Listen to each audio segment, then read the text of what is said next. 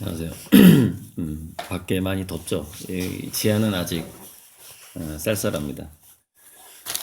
얼마 전에, 며칠 전에 굉장히 유명한 아파트를 짓는 건설 회사의 대표이사를 만났어요.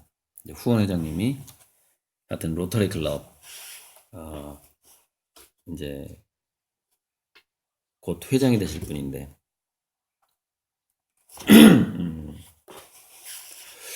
근데 제가 이제 이렇게 나름 열심히 성실하게 일을 해서 부를 이룬 사장님들을 만나보면 어떤 느낌을 받게 되냐면, 시인이다, 그림을 그린다 그러면은 어, 이렇게 생각을 하는 거예요. 어떤 세속적이지 않다라는 그런 고정관념으로 바라보게 되고, 또 사업 얘기를 안 해도 된다, 술 먹을 때. 그러니까 좀 맛깔나게 술 먹을 수 있는 대상이다. 그러니까 이제 이게 좀 기분 나쁘게 들으면은 어, 술맛 떨어지지 않는 좀 안주거리 이 정도로 보는 사람도 있을 것 같다. 예, 그런 느낌이 좀 들면서, 또 이제 그 회사 사무실에 딱 가보니까 어, 이 지역의 모 대학교 교수의 그림이 이렇게 걸려 있어요. 예, 걸려 있어. 한 3개. 그리고 자기 집에도 하나 걸어놨다고 그러고. 그런데 그러니까 그림을 자기들이 이제 이렇게, 물론 그런 분들이 그림을 사줘야 화가들이 먹고 사는 건 마찬가지인데, 거기에 있어서 뭐라 그럴까, 어쨌든 그런 느낌 있잖아요. 약간 화가들을 조금 아래로 보는 듯한 느낌 있잖아요. 그러니까 내가 돈을 풀어야지 그림을 팔지 않느냐, 뭐 이런 식의 느낌이라는 게 있거든요. 그래서 이제 그래서 이제 제가 이랬어요. 그런데 저랑 술을 마시게 되면 보통 다른 화가랑 많이 다르다는 걸 알게 될 겁니다. 이렇게 얘기를 했죠. 어, 그러니까 진짜 뭐냐면은, 이게 다 그 어떤 하나의 그 도인처럼 세속적이냐 아니냐 뭐 이런 어떤 그 경계 같은 게, 어, 그걸 한번 전부 다 뚫어서 극복을 해야 되죠. 다 전부 다 그냥 뚫려 있어야 되는 것이죠. 그것이 오히려 더 예술가에 더 가까워요. 또 어떤 그 도인에 가까운 것이고, 뭐 성직자는 뭐 안 그럴 수도 있어요. 어떤 특정 종교의 성직자는 오히려 그런 세속적인 것과 전혀 상관없이 사는 것이 더 멋있어 보일 수는 있는데, 하지만 뭘 못하냐면은 세속을 모르기 때문에 흔히 말하는 방편 설교가 안 되죠. 방편 설교가 안 돼서 그 원래 그 종교가 가지고 있었던 그 목적, 대승적인 목적에는 세상을 모르는 성직자가 오히려 더 불리합니다. 아무튼 자, 어떤 느낌인지 이제 아실 텐데, 그게 세상 사람들은 이렇게 그렇게 뭐 큰 차이가 없어요. 큰 차이가 없고, 단지 이제 이 어떤 것을 더 노력을 해왔고 어떤 게 전공이고 뭐 이 정도의 느낌으로 이렇게 만나야 되거든요. 만나야 되는데, 살짝 이제 그래서 기분이 조금 안 좋기 시작했어요. 이제 그 사무실에서 대화를 나누면서. 음, 아무튼 뭔가 이제 약간 자기가 잘하고 있는 것 외에도 또 이제 글을 쓰는 게 있던데, 음, 그분이 글을 쓰기 시작한 거하고 제가 이게 글을 쓰기 시작한 게 비슷하더라고요. 그러니까 저보다 나이가 한 6살 더 많음에도 불구하고 이제 제가 그만큼 더 일찍 시작한 거죠. 그 신문에 칼럼을 쓴 게. 어찌되었건 칼럼 쓰시는데 도움이 될 겁니다. 그러고 일단은 그 제 책을 2권 선물하고 또 그 건설회사에서 주는 이렇게 기본 세팅, 손님한테 주는 기본 선물을 받아왔습니다. 뭐 원가로 따지면은 그쪽에서 준 선물이 좀 더 재료비가 많이 들 것 같습니다. 종이값이 아무리 비싸도. 어쨌든 그래서 제가 이제 느낀 게 뭐냐면은 갔다 와서 그 현재 제 200평 작업실과 200평 전시장을 제공하기로 한 그 두 동업자하고 단톡방에서 나눈 얘기예요. 이제 더 이상 국내에서 조금 뭐 잘 나간다는 어떤 회장님이라든가 부자들을 만나는 짓을 그만둬야 되겠다. 굉장히 나는 에너지가 빠져나가는 걸 느꼈다. 그 모임에서. 그래서 그 미팅에 제가 나가게 된 거는, 아직 제가, 층고가 뭐 7, 8m 되는 500평짜리 작업실, 그게 꼭 필요한데, 500평 이상의 작업실이 필요한데, 그분이 굉장한 건설회사의 회장이라고 하니까, 그런 식으로 대화가 혹시나 흘러가서 그림 그리시는데 뭐 불편한 게 있나요? 뭐 이런 말이 나오면 그때 얘기를 하려고 그랬는데 전혀 그쪽으로 대화가 흘러가질 않는 거예요. 그래서 그냥 이렇게 나중에 내가 저 화가의 그림이나 사줄까 이 정도로 생각을 하시는 것 같아요. 그러니까 기존의 보통 화가들처럼만 보는 거죠. 그래서 그런 미팅을 앞으로 그만두겠다. 이렇게 이제 그 단톡방에 올리고 이제 이 그 500평 화실은 이제 또 그 동업자들이 어떻게든 마련해 주겠다 또 이렇게 약속을 했거든요. 그래서 일단 그 약속을 믿고 현재 갖추어진 현재 제가 확보한 것도 작은 건 아니에요. 사실 뭐 작업실 200평하고 전시장 200평이면은 어마어마한 크기죠. 우리나라 기존의 어떤 기준에 의하면은. 근데 이제 또 해외 작가들하고 비교하면 큰 크기가 아닙니다. 여기서 열심히 해서 모든 걸 만들어 나가는 것으로 하자. 앞으로 이제 그림 그리는 쪽으로만 내실을 기하면서 쭉 나가겠다. 그렇게 이제 단톡방에 각오를 밝혔어요. 그래서 정말 이 어느 정도 사람을 만날 때 이제 진짜 조심해야 되겠구나. 뭐 그런 아무튼 예, 그 정도 생각을 했고 오늘 이제 이걸 촬영을 못할 뻔했어요. 왜냐면 경주에서 그림을 가지러 오기로 하신 분이 그분도 이제 고추 농사를 취미 수준은 아닌 것 같은데 모종이 500개라고 그러던데 아무튼 이거는 취미와 농업의 중간 정도 자체 해결하는 정도 고추 500개면은 500 모종이면은 규모가 어느 정도 지금 상상은 좀 안 가는데 아마 자기 집 다 고춧가루 먹고 고추장 먹고 친척들한테 나눠줄 정도 뭐 이 정도 되지 않을까 싶어요. 그래서 그 일이 막 남아있고 해서 못 오겠다고 어제 연락이 와서 6월 달에 보자 그랬어요. 그 전주 고속터미널역 지하 작업실에서 그 5층 전시장은 이제 에, 리모델링을 해야 되기 때문에 시간이 한 몇 개월 더 걸릴 거고요. 지하는 좀 많이 비어 있어서 바로 제가 쓸 수 있어요. 그래서 거기 구경도 할 겸해서 6월 달에 일단은 6월 9일 정도로 날 잡아서 제가 이제 오늘 당장에 완성해야 되는 것이 없는 지금 상황이 된 거죠. 자, 이거는 거의 했기 때문에 바니시 바르고 이제 가져가면 되는 거고요. 자, 그래서 신문들을 좀 빨리빨리 치고 나가야 제가 또 다른 신문을 보게 되는데 좀 많이 쌓여 있어서 음, 이게 여러분 전에 한번 제가 공유했을 수도 있는데요. 고래에 귀지가 쌓이는데 고래에 귀지가 이렇게 쌓이는데 거기에 이제 스트레스 호르몬인 코르티솔 농도가 귀지에서 검출이 되는 거예요. 그래서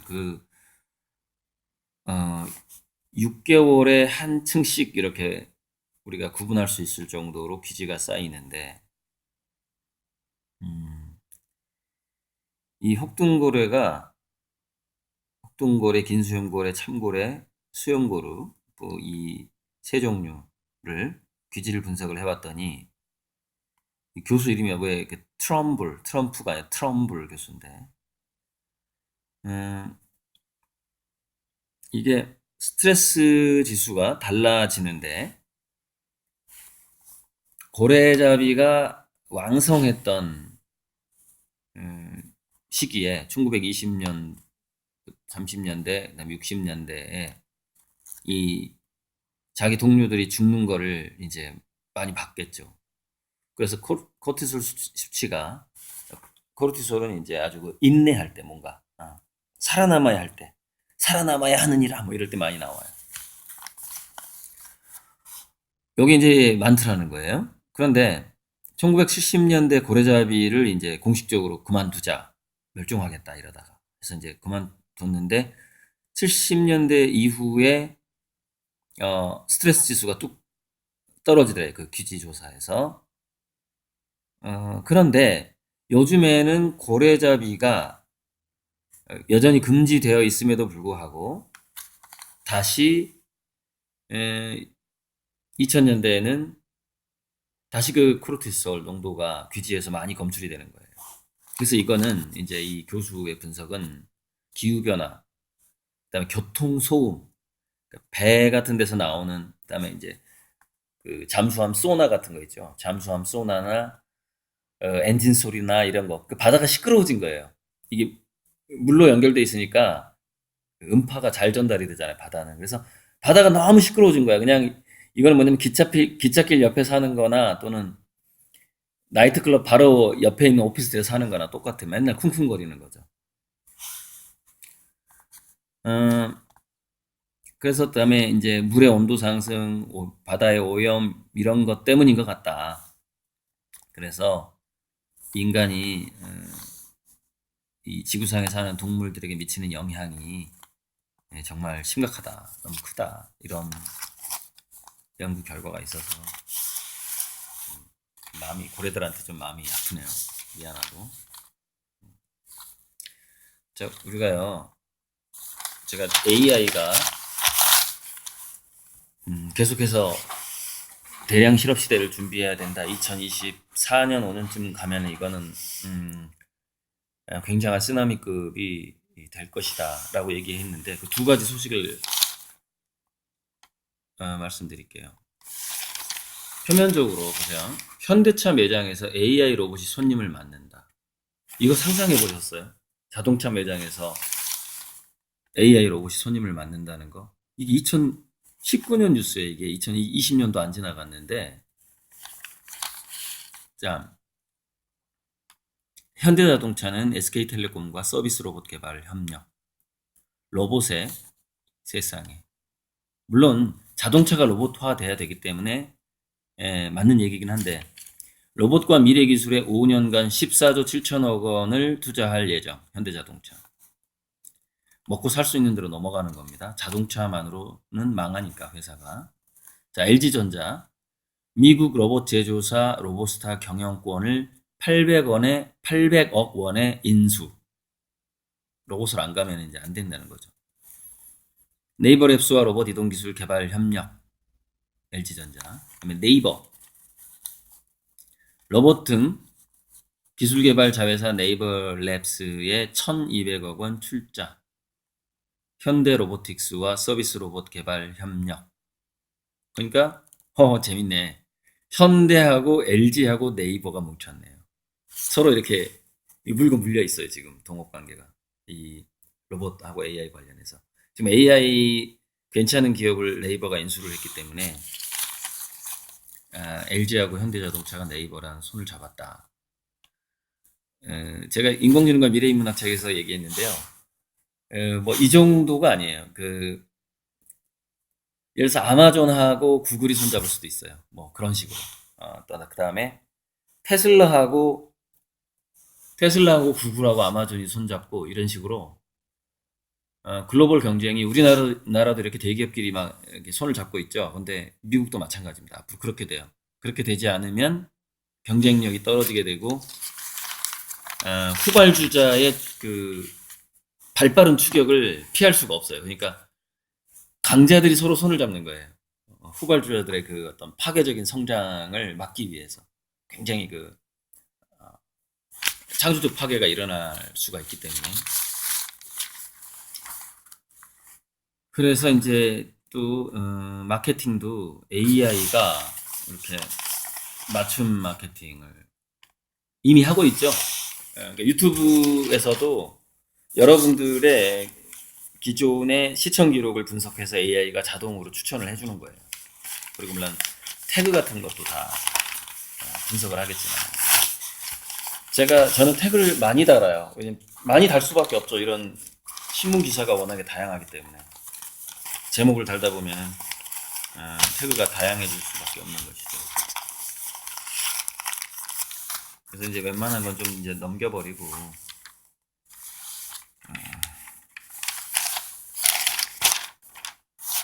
이제 이 칼럼까지 읽어볼까요, 한번? 그 서울대에서 타교 출신 비율이 2000년 5%에서 2015년에 32% 이상으로 늘어났다. 이걸 계속해서 이제 이런 노력을 했었죠. 서울대에서도 이제 지방대 출신 교수들이 임용이 되고 그러고 있거든요. 그게 왜냐면은 그 다양성이 없으면은 퇴보한다라는 걸 알고 있는 것이죠. 그리고 외국에는 다양성의 의미죠. 외국 대학에서는 이미 그 같은 대학 출신의 교수들을 아예 못 오게 하던가. 아무튼 다양한 대학을 거친 사람들을 좋아해요. 그 교수들 뽑을 때. 이제 한국은 이제 이게 아주 너무너무 느리게 변하고 있는 거예요. 대학도. 트럼프. 보세요. 제가 미국이 중국의 AI 기술에 긴장하고 있다, 겁을 먹고 있다 이렇게 얘기한 적 있죠. 보세요. 트럼프 AI 5G 기술 집중 육성, 중국의 기술 굴기에 맞불 전략. 그러니까 중국은 공산당이 국가적인 차원에서 지원을 하면서 이 뭐 제조 2025 중국에 이거를 끌어올려 버리니까. 근데 미국이 비록 굉장히 돈이 많고 하지만은 거기는 민간들이 이끌어 가잖아요. 그러니까는 중국이 이렇게 국가가 밀어주는 거에 힘이 좀 속도가 안 나는 거죠. 그래서 연두교소에서 첨단 기술 투자를 하겠다. 미국도 미래산업 투자는 선택이 아닌 필수다. 연방정부 데이터베이스를 활용하도록 하겠다. 한국의 5G 업체와도 손을 잡겠다. 뭐 이런 식으로 이 트럼프가 직접 이렇게 나서서 얘기를 한 거죠. 그러니까 AI라든가 이 첨단 산업의 패권에 미국이 위기의식을 갖고 있다는 겁니다.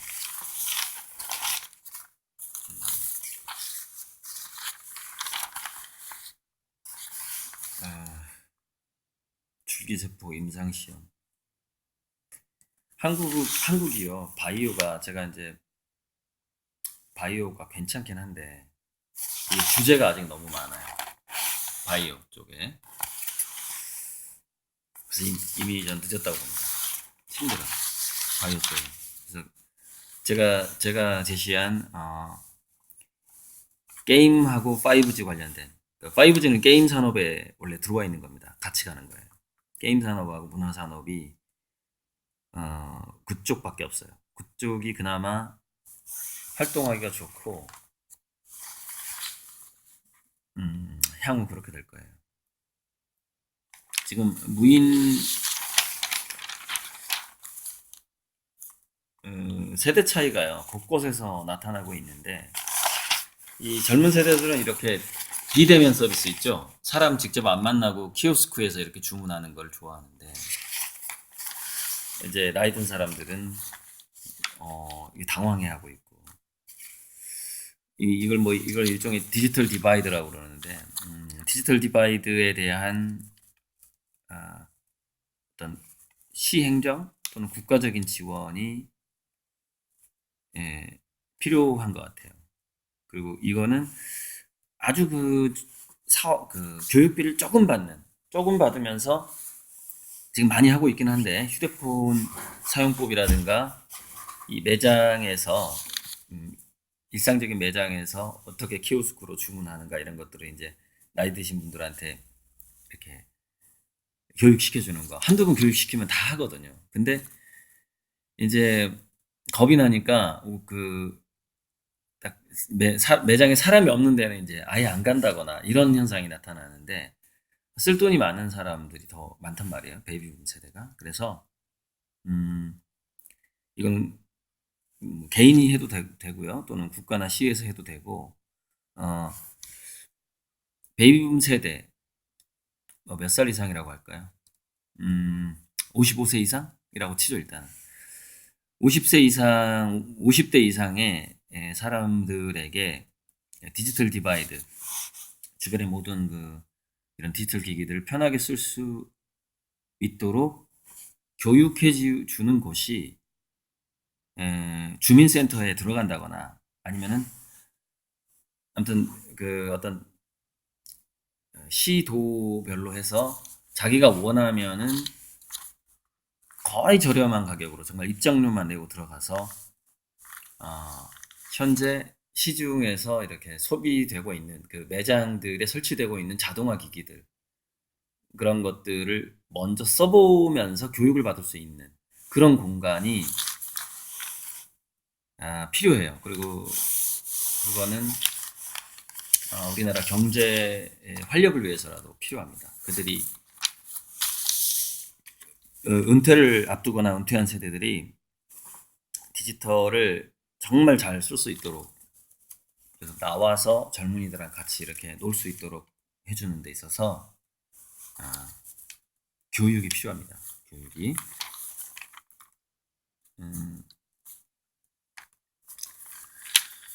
우리가 이제 인공지능하고요, 퀴즈 대결까지 갔잖아요. 체스, 바둑, 퀴즈까지 인공지능이 다 이겼는데, 그 다음에 이제 번역 대결이 있었어요. 문학작품을 번역하는 대결이 있었는데, 번역 대결에서는 또 인간이 이겼는데, 그거는 조작되었다라는 썰이 있어요. 무슨 얘기냐면은, 인간들도 풀기 어려운, 너무나 은유적이고 비유적이고 막 이런 거를 문제로 내준 거예요. 그래서 AI가 지게 됐다. 그래서 그거는 뭐 비겼다 이 정도로 나중에 보고 있고요. 그런데 토론 대회가 열렸습니다. 인공지능하고 인간이 토론 대회를 열었어요. 이게 퀴즈 대회보다 이제 한 단계 더 나가는 거고요. 번역보다 조금 더 어려운 거예요. 토론 대회는. 근데 토론 대회에서 인공지능하고 인간이 좀 마셔야 되겠는데요. 네, 이게 이제 곧 상품화가 될 텐데, 제 친구가 발효수 사업을 시작을 했어요. 그러니까 뭐 당뇨에 좋은 거, 뭐 숙취 해소에 좋은 거, 이렇게 뭐 두뇌 회전에 좋은 거, 이렇게 좀 약초들을 선별을 해서 발효를 시키는 거예요. 여기 산화집수가 그렇게 많다는데, 저는 이제 도매가루 사서 마시고 있는데, 나중에 상표가 붙게 되면 한번 소개해 드릴게요. 그래서 역시나 특성이 나오죠. 무슨 얘기냐면은, 인공지능은 수많은 데이터를 알고 있는 거예요. 그러니까 팩트 제시에 너무 이게 뛰어난 거죠. 야, 그거는 이런 일이 있었다, 저런 일이 있었다. 이거는 인간의 기억을 훨씬 능가하기 때문에. 그런데 토론에서 사람들의 감정이 이렇다, 감성적으로 그것을 받아들일 때는 의외의 뭐 이런 면들이 드러난다, 이렇게 인간의 본성에 바탕을 둔 토론은 인간이 우세한 거예요. 당연하겠죠. 인공지능이 인간의 본성을 잘 모르니까. 근데 데이터를 제시하는데 인공지능이 훨씬 유리한 거죠. 그래서 결국에는 이제 마지막에 이제 심사를 해서는 인간이 또 이 토론에서 이긴 걸로 일단 일단락이 났는데,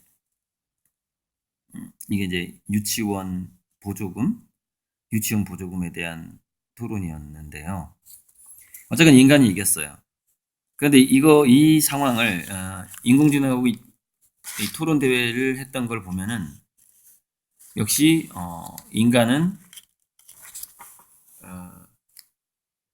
어떤 감성, 또 뭐 어떤 예술성 이런 것들을 갖출수록 유리하구나라는 걸 알 수가 있는 거예요.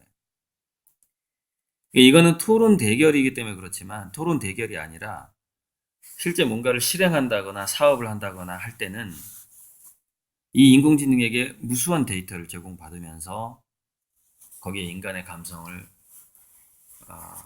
비빔밥을 만들어서 세상에 내놓을 수가 있게 되는 것이죠. 그래서 제가 4차 산업혁명 강의할 때 계속해서 분석되지 않은 비정형 데이터라든가 이게 수치화될 수 없는 것들에 인간은 집중해야 된다 이런 얘기를 했던 게 이런 겁니다. 그러니까 또는 팩트보다는 스토리텔링이나 픽션의 능력, 상상력 이런 거에 인간은 우리 교육이 거기에 집중을 해야 된다 이 얘기를 많이 했죠. 많이 했어요. 자,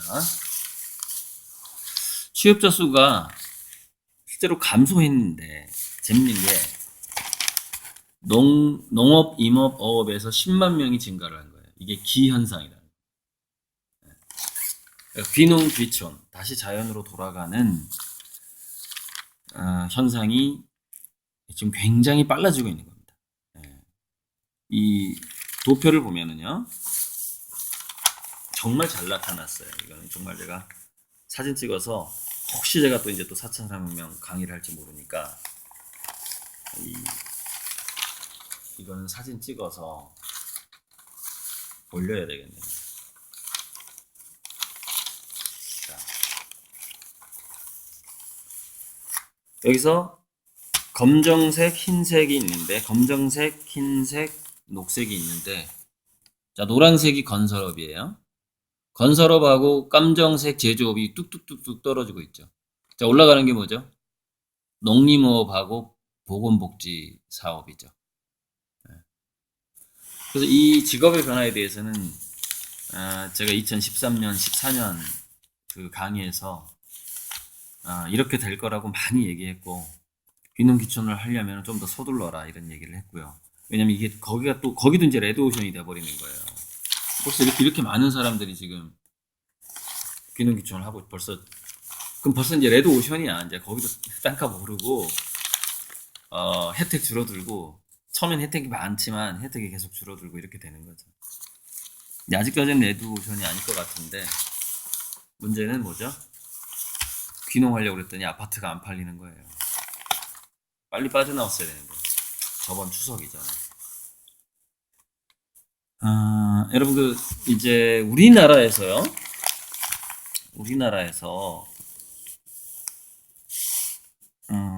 호텔 주차장에서 교통사고 나서 한 명이 죽었어요. 31세 보행자가. 운전사가 96세였어요. 운전사가. 주차장에서 사고가 난 거예요, 이거. 주차장에서 나오다가 아니면, 아무튼. 그런데 이게요, 일본 인간은요, 운전면허증을 반납하면 거의 평생 택시비를 어떤 지원해주는 어떤 그런, 그러니까 혜택이 굉장히 커요.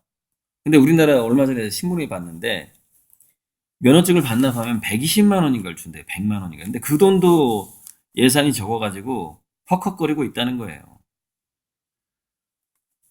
혜택 더 많이 줘야 돼. 이렇게 운전면허증 반납 안 합니다. 안 하다가 이렇게 계속 터지는 거예요.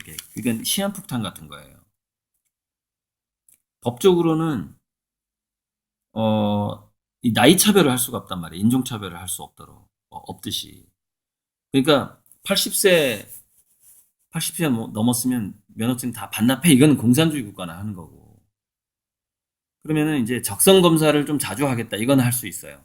그거는 그 사람도 인정을 하죠. 왜냐면은 자기가 아무리 운전을 잘하는 사람이라도 자기 동년배가 자기 차를 바꿀 수 있거든요. 그러니까 똑같은 80대인데 이 80대가 운전을 잘하는 80대가 있고 여기 좀 이제 행동이 둔해진 80대가 있는데 브레이크 밟는 속도가 느린다거나 뭐 이런 거. 반사신경이라고 그러죠. 그러면 자기 친구한테 자기 차가 바칠 수가 있기 때문에 적성 검사를 자주 하자. 그거는 다 찬성한단 말이에요. 그런데 90세 넘으면 면허증을 없애자면 찬성 못 해요. 그건 큰일 나는 거예요. 그건. 그러니까 이제 면허증을 반납을 받고 이분들이 기사를 쓰거나 아니면은 그 택시를 타고 다니거나 자율주행차를 타고 다니거나 이런 식으로 이제 해야 되는데 그 과도기적인 게 이제 면허증을 반납을 받는 건데 여러분 100만 원 줄 테니까 면허증 반납을 하면 하겠어요? 이게 완전히 너무 비현실적인 정책이라는 거예요. 음, 지금 일본이 정확하게 얼마만큼 주는지 모르겠는데 우리나라에서 그 면허증을 반납을 받으려면 돈 더 많이 줘야 됩니다. 돈을 더 많이 주거나 아니면은 택시를 탈 수 있는 어떤 카드 같은 걸 주거나 해야 돼요.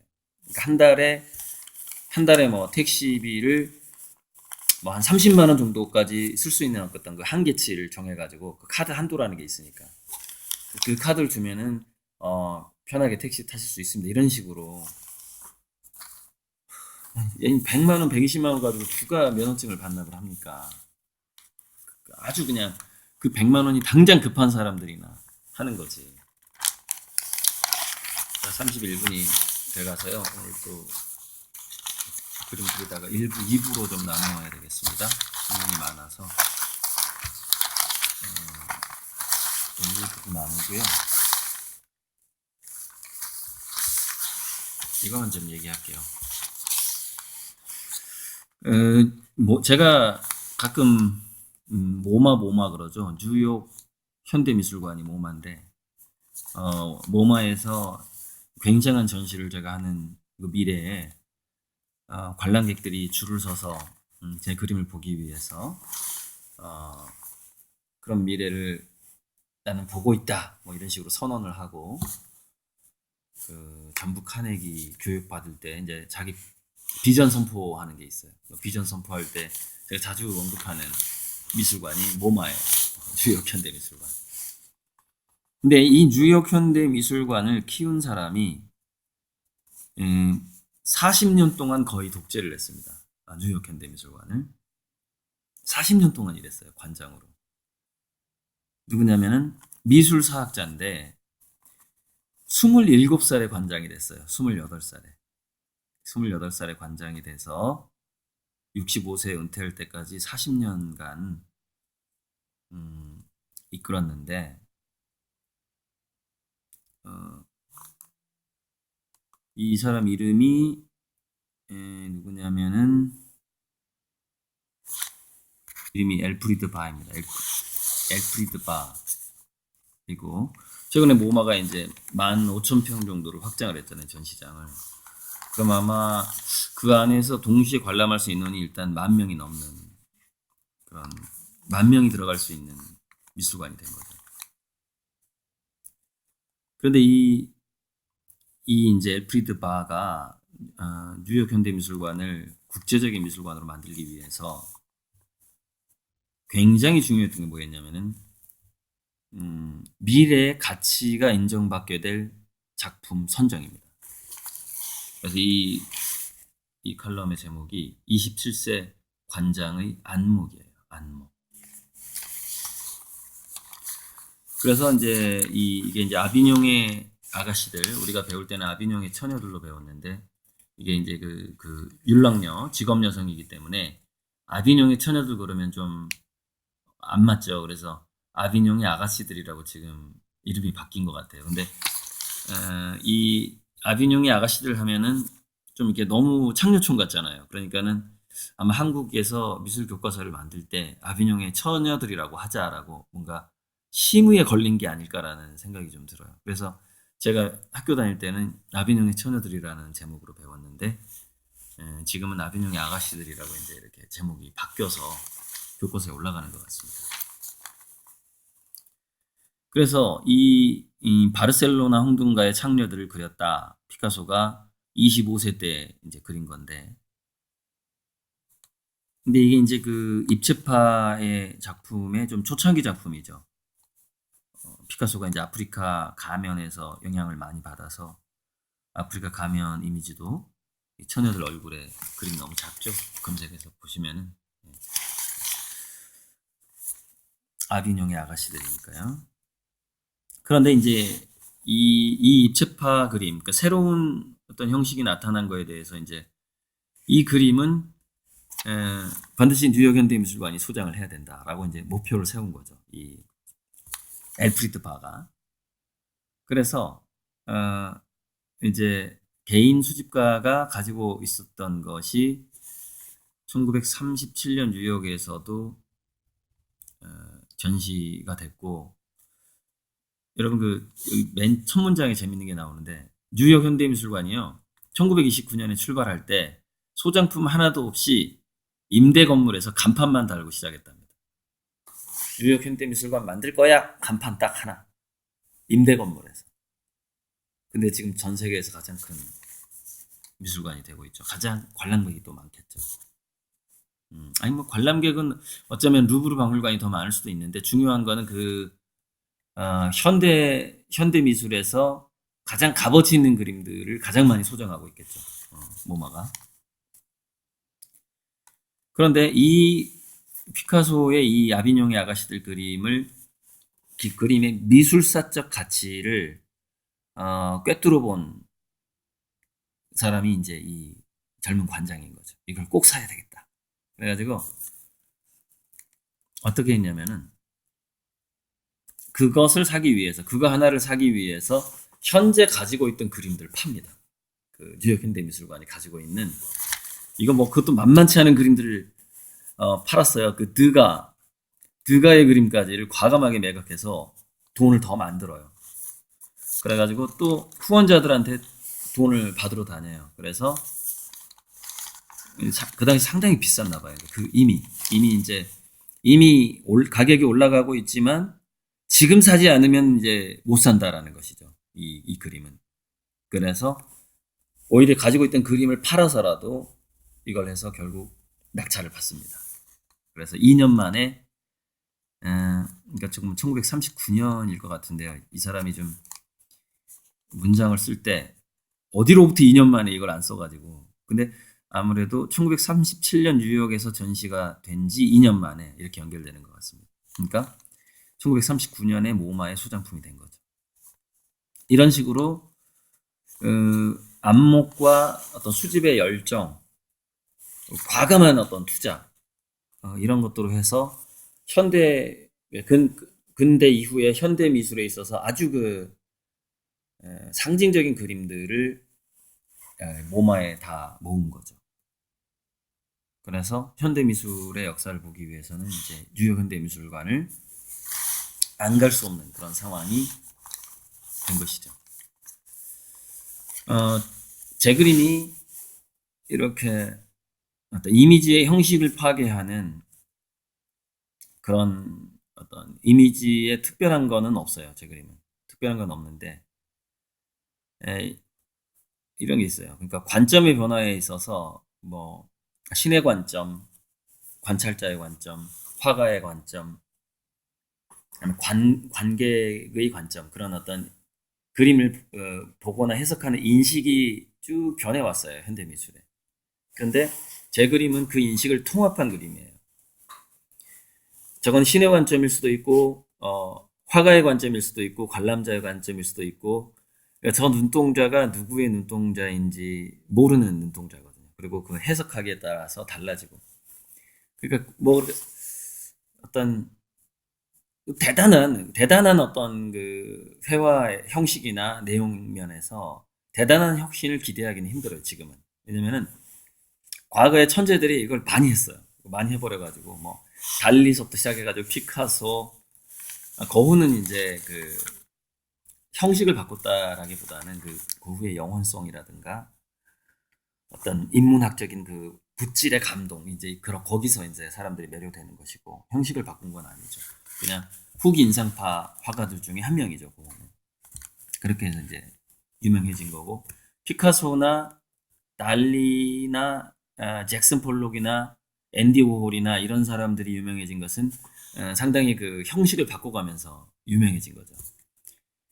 뭐 클림트가 유명해진 거는 고흐가 유명해진 거랑 거의 비슷한 개념이에요. 그러니까 그 그림 형식에 그다지 뭐 큰 변화는 없었지만은 그 어떤 정성. 그러니까 클림트 그림하고 고흐의 그림에 좀 특성이 있거든요. 뭐냐면은 붓질을 굉장히 강조합니다. 그 붓질에서 그 화가의 영혼성을 느끼는 것이죠. 그래서 제가 전에 말씀드린 바 있지만은 역사상 모든 성공한 화가들의 장점을 다 내 그림에 끌어모으겠다. 제가 이런 말씀을 드린 적이 있죠. 그래서 이렇게 피카소 같은 어떤 형식의 변화까지는 아닐 거예요. 그리고 또 어떤 마치 장르의 변화까지 가게 되면 더 대단한 건데 그런 변화가 아니라 관점이나 철학의 변화 정도에다가 고흐나 클림트의 이제 붓질 그런 것들이 이제 제 그림에 들어가게 될 텐데, 근데 재밌는 건 뭐냐면 여러분 천억이 넘는 데이비드 호크니가 천억에 넘는 그림을 팔았는데 그게 그림이 특별히 대단한 변화를 줘서 천억을 넘은 게 아니에요. 무슨 얘기냐면 이런 겁니다.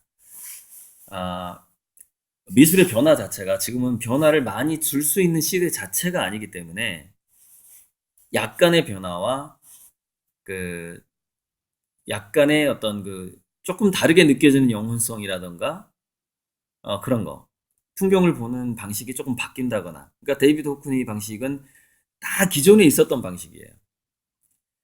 근데 거기 사실 데이비드 호크니 그림에서 조금 뭔가를 자극하는 게 하나가 있다면은 동성애예요, 동성애. 그러니까 화가가 남자 애인을 바라보는, 수영장에 있는 남자 애인을 바라보는 풍경이고 얼굴이 빨개져 있거든요. 약간 그 동성애 코드가 들어가 있어요. 그러니까 그 뭐냐면 스토리텔링이 조금 바뀐 거예요. 스토리텔링. 그러니까 무슨 얘기냐면은 데이비드 호크니의 그림에서 조금 바뀐 코드 정도보다 제 그림이 담고 있는 바뀐 것. 그러니까 제 그림이 피카소 이전과 이후 정도는 아니지만 제 그림이 현대 미술사에서 뭔가 더 제시하는 스토리텔링이라든가 어떤 영혼성이라든가 이런 것들이 데이비드 호크니보다 훨씬 강력하단 말이에요. 제가 봤을 때는 거의 10배, 20배 이상 강력해요. 제 관점입니다. 그래서 굉장히 저는 전 세계적으로 제 그림은 한번 폭풍처럼 휘몰아칠 것이다. 이렇게 보고 있죠. 제 그림 눈동자 한 가운데가 또 블랙홀이듯이 제 그림이 어떤 폭풍의 눈처럼 블랙홀처럼 굉장한 것들을 중력으로 빨아들이고 또 제 그림 주변에서 돌아가는 강력한 바람, 그것은 어떤 경제적인 바람일 수도 있고 돈바람일 수도 있고, 저는 이제 그 가운데서 수도순처럼 살아갈 거예요. 제 그림으로 만들어진 모든 돈을 다 기부하면서 머리 깎고 수도순처럼 이렇게 명상하면서. 네. 아무튼 여러분께 제 그림이 뉴욕 현대미술관에 들어갈 날이 언제쯤 올지 모르겠지만 지금 이제 관장이 바뀌어서 현재 양혜규라고 저랑 같이 학교 다녔던 도서과 여자 작가가 뉴욕 현대미술관에 그림이 소장되어 있는 것 같습니다. 그러니까 전시하고 소장하고 틀리거든요. 그러니까 전시는 전시하고 나오는 거고 소장은 사는 거예요. 거기서. 자, 오늘 뭐 제 그림의 비전까지 제시를 하면서 좀 마무리를 하겠습니다. 제 그림의 비전은 두 가지로 나눈다면 이겁니다. 첫째, 제가 그림으로 돈 벌 생각을 포기했다라는 점입니다. 그러니까 그리고 스스로 어떤 폭풍의 눈의 컨셉으로 제 자신을 고요하죠. 그러니까 어떤 비바람이 없잖아요. 폭풍의 눈에는. 그래서 텅 비어 있죠. 그래서 제가 이제 최근에 투자자들한테 그 얘기를 했어요.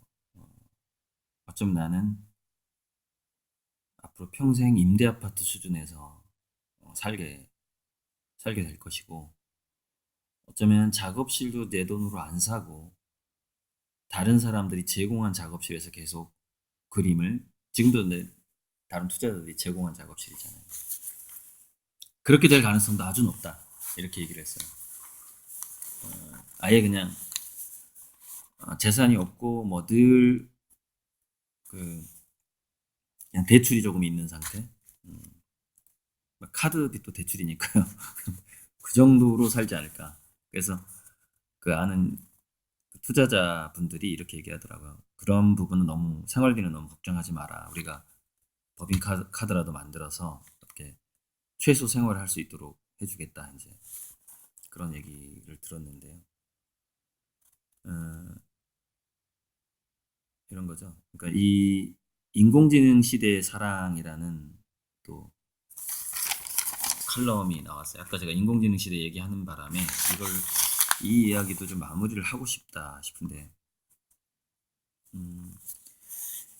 인간은 반드시 죽는다라는 명제를 하이데거란 철학자는 이렇게 얘기했대요. 인간만이 죽는다. 동물과 식물은 소멸할 뿐이다. 사라지는 거죠. 이 얘기를 누가 했죠? 메가더? 노병은 죽지 않는다. 다만 사라질 뿐이다. 하이데거 이야기를 조금 이렇게 인용한 것 같아요, 메가더가.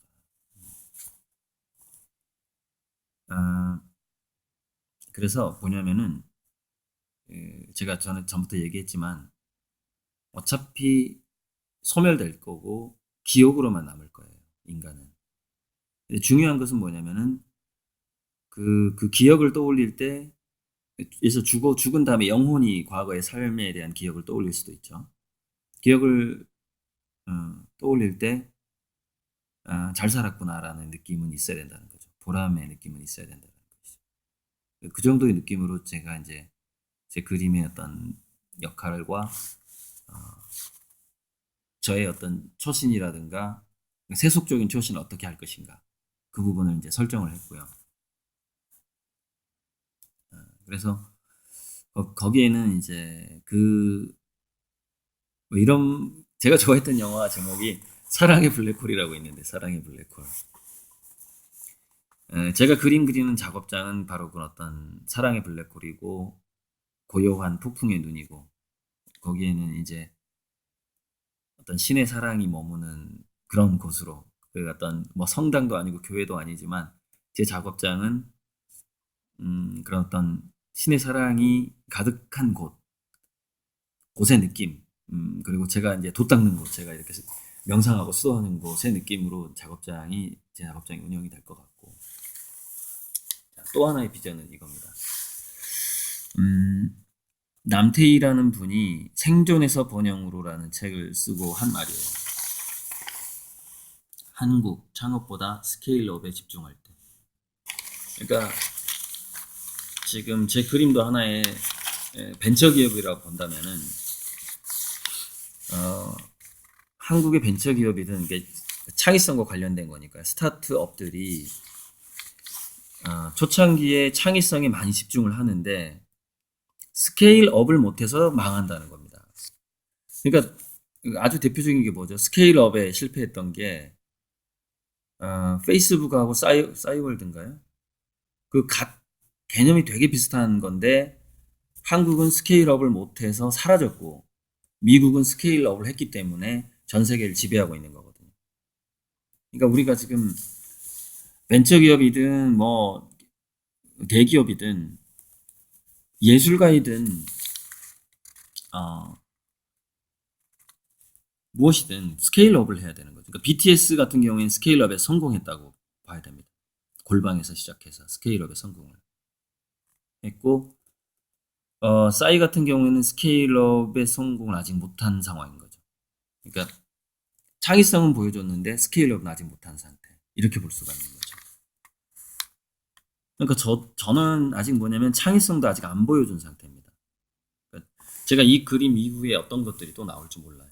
아직 예, 보여드리지 못한 상태인데요.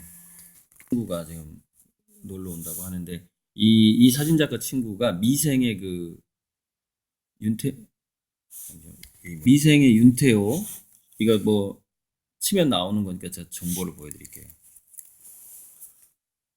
1969년 광주광역시잖아요.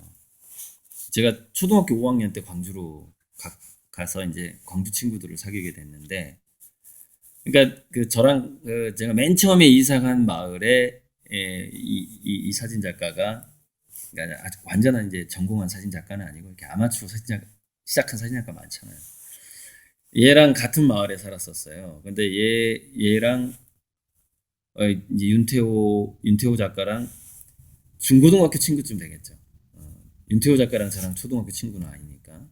근데 제가 7살에 처음에 초등학교를 가서 69년생들이랑 같이 다녔어요. 학교를. 그러니까 윤태호가 사실은 제 동창의 동창인 거죠. 그래서 이제 또 제 친구의 친구인데, 윤태호 인물 사진을 찍어주는 친구예요. 윤태호. 같이 이제 윤태호가 어디 뭐 이렇게 미생 팀하고 어디 이렇게 영화라든가 이런 데 가잖아요. 그때 따라가는 친구. 굉장히 윤태호랑 친한 친구인 거죠. 걔가 지금 점심 먹으러 오는 거죠, 사실에. 그래서 이제 뭐 저보다 윤태호 씨가 한 살 많지만 실은 제 동창인 거죠. 그래서 저는 이제 또 그 광주 인성고를 그만두고 퇴학 및 자퇴하고 서울 세화고를 다시 들어갔기 때문에 또 이제 또 한 살 어린 친구들이랑 주로 다니게 된 거죠. 71년생들이랑. 그래서 제가 학번이 90학번이 되고 뭐 이렇게 된 겁니다. 어쨌건 그래서 이 스톤 벤처스의 남태희 씨가 생존에서 번영으로라는 책을 쓰고 있는데 한국인들이 뭐 이렇게 창의성이 없어서 이렇게 사는 게 아니에요. 그 뭐 인공지능 기술이 없어서 또는 자율주행차 기술이 없어서 로봇 기술이 없어서 우리가 미국한테 뒤지는 게 아닙니다. 그러니까 이 사람의 진단이 굉장히 정확한 거고 제 생각도 마찬가지예요. 한국은 창업보다는 스케일업에 집중해야 된다는 겁니다. 그러니까 이걸 다른 말로 얘기하면은 창의성은 충분하다는 거예요. 중요한 거는 그걸 전 세계에 알리고 홍보하고 키워주고 스케일업 자체가 안 되고 있다는 겁니다. 근데 그 스케일업을 스스로 아주 빠른 파급력이 있는 것들이 이제 영화, 한류에서 영화하고 음악 같은 거죠. 드라마 같은 거. 그거는 무수한 대중들이 그거를 받아들이기 때문에 대중의 힘으로 그 파급력이 있는데 순수 회화 같은 경우에는 수많은 대중들이 받아들이는 이 장르가 아니에요. 그러다 보니까 그런 어떤 자체적인 동력이 쉽게 나오진 않는다라는 것이죠. 그래서 제가 기업가들의 사업가들의 도움을 요청하는 거고 우리 유튜브 구독자님들한테 후원도 해주십시오 이렇게 하는 거고 그리고 제가 요즘 영상 바로 밑에 그 단계 이야기가 뭐냐면은 한국 작가가 자기 그림을 100억 이상에 파는 작가가 나와야 하고 또 한국인 중에서 한국 작가의 그림을 100억에 사주는 사람도 나와야 되는 거예요. 그게 스케일업이에요. 이 미술계로 따지자면. 그 스케일업이 되는 순간 세계적인 컬렉터들이 한국 작가들의 저뿐만이 아니라 다른 작가들의 그림들까지 몇 억씩 주고 사게 되고 그러면 그 자기가 쓴 돈만큼 더 또 우러러보게 돼요. 그림 더 좋아 보여요. 괜히 또. 그런 게 있습니다. 가격표만 바꿨는데 왜 명품이 더 잘 팔린다는 얘기 들어보셨죠? 그 인간은 다 그런 심리가 있어요. 거기에 또 속아 넘어가요. 속아 넘어가는데 자기 스스로 자기 세팅을 바꾸는 거예요. 그 보는 관점을 바꿔버리는 거예요. 그 금액에 따라서. 그러니까 제가 제 그림을 100억, 1000억에 그 파는 그 속도는 데이비드 호크니보다 더 빨리 올 것이다라고 제가 이제 선언을 하고 말씀을 드리는데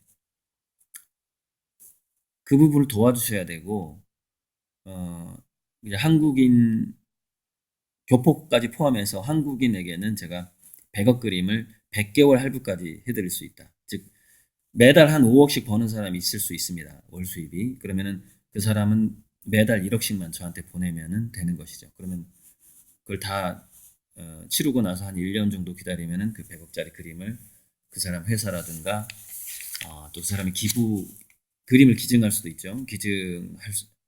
하는 곳에 뭐 그 사람이 성당에 다닌다면 성당에 기증할 수도 있는 것이고, 제 그림은 뭐 종교하고 상관없이 거의 모든 종교를 이렇게 아우르는 그런 어떤 신성 그런 걸 표현하고자 노력을 하거든요. 이게 이런 게 저는 제 자신을 폭풍의 눈처럼 고요함 속으로 저를 점점 그 깊이 있게 몰입해가고 명상 상태, 그 수도승 상태로 저는 더 만들어가야 되는 것이고, 제 주변에서 저를 도와주시는 분들은 거대한 폭풍을 만들어 주셔야 돼요.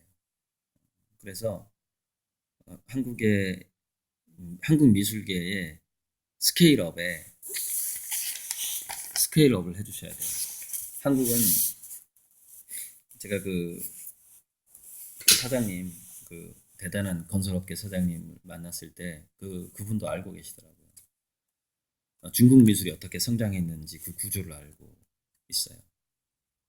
중국에는 삼성의 홍나이 씨보다 더 그림을 더 많이 사는 CEO들이 또는 미술품 투자자들이 10배 이상 있을 겁니다. 10배 이상. 20배일 수도 있어요. 근데 우리나라는 홍나이 씨조차 정작 미술품 투자가가 아니에요. 왜냐면은 미술계에서 뭐라 그러냐면은 주식처럼 이렇게 무릎에서 사서 이 어깨에서 팔아라 이런 얘기가 있잖아요. 근데 홍나이 씨 별명이 어깨에 다 올라간 그림만 산다는 거예요. 그러니까 무슨 얘기냐면은 자, 어깨에 다 올라간 그림을 산다는 얘기가 뭐죠? 다 검증받은 걸 산다는 얘기죠. 그 얘기는 뭐죠? 재산을 축적하고 있다는 겁니다. 미술품에 투자를 하는 게 아니라, 미술품 투자는 내가 이 그림을 사서 이 그림이 정말 값어치가 전혀 안 올라갈지도 모른다라는 것이 투자지, 이미 전 세계적으로 거래가 막 일어났다가 이 가격이 어깨까지 올라온 걸 산다는 건 뭐예요? 그 그림을 돈으로 보고 있다는 얘기죠. 불행하게도 우리나라는 그 대단한 돈을 쓰는, 정말 10억 이상 뭐 그런 100억짜리 그림을 사는 투자자가 현재 제 레이더에는 단 한 명도 없다라는 겁니다. 단 한 명도. 중국에는 10명에서 20명이 있다는 겁니다. 일본에는 10명, 20명까지는 아니더라도 5명에서 10명이 있을 겁니다. 일본은. 미국이나 유럽은 굉장히 많고요. 그래서 우리가 미술품 투자의 스케일업이 필요하고, 제가 이제 그걸 한번 해보겠다라는 겁니다. 이거는 정말 국가의 뭐랄까 이미지, 국가의 위상하고 관련된 문제이기도 하고, 어떤 국가적으로 민족적으로 스케일업이 정말 필요한 그런 시점에 와 있고, 이런 어떤 한국인들이 BTS처럼 그렇게 전 세계적으로 그 스케일업을 해나갈 때 다들 살기 좋아집니다. 한국인 전체가 살기 좋아져요. 그래서 그런 어떤, 이건 뭐 너는 말로는 수도승 같은 예술가가 되겠다고 하면서 뭐 스케일업을 얘기하고 있고, 이게 분리되지 않아요. 제 머릿속에서는 그냥 같은 거예요. 그리고 제 다른 강의를 들으신 분은 알겠지만은 이게 이 인생이 한판 게임이고 하나의 환상이었을 때 우리가 즐겁게, 그리고 마음껏 한번 자기 꿈과 사랑을 펼쳐보자는 그런 느낌으로 드리는 말씀입니다. 네, 이상입니다.